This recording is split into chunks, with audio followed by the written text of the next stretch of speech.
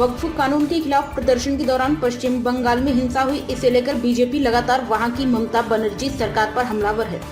BJP की ओर से पश्चिम बंगाल में राष्ट्रपति शासन लगाने की मांग की जा रही। अब इस शिवसेना यूबीटी के सांसद संजय राउत ने प्रतिक्रिया देते हुए बीजेपी पर बड़ा आरोप लगाया है।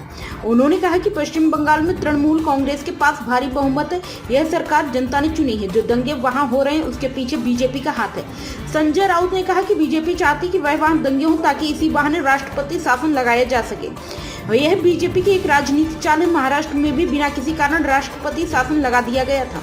राष्ट्रपति शासन प्रधानमंत्री नरेंद्र मोदी और गृह मंत्री अमित शाह के लिए एक खिलौना बन गया है। मणिपुर में 3 साल से हिंसा हो रही, हजारों लोग मारे गए, महिलाओं पर अत्याचार हुआ, वहां कभी भी राष्ट्रपति शासन नहीं लगाया गया। वहीं एकनाथ शिंदे की ओर से पश्चिम बंगाल में राष्ट्रपति शासन लगाने की मांग उन्होंने निशाना साधा। संजय राउत ने कहा कि कौन शिंदे, क्या वे पश्चिम बंगाल की स्थिति पर बोलने के योग्य हैं? अमेरिका या इंग्लैंड में कभी राष्ट्रपति शासन लगाने की बात की है क्या? उनकी औकात ही नहीं है इन मुद्दों पर बोलने की।